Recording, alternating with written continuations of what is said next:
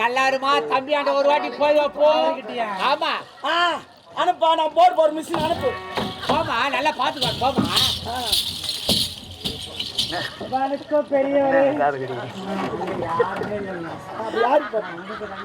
எனக்கு போச்சா மூஞ்சி இருக்குதாம்மா இங்கே ஒரு மரியாதைக்கு கீழே குடிஞ்சு நீ ஒன்னும் குஞ்சு போடுவான் மூஞ்ச பார்த்து போடு. ஆனா உன் அடக்க யாருக்குமே வராது. நான் என்ன அடக்கம் இருங்க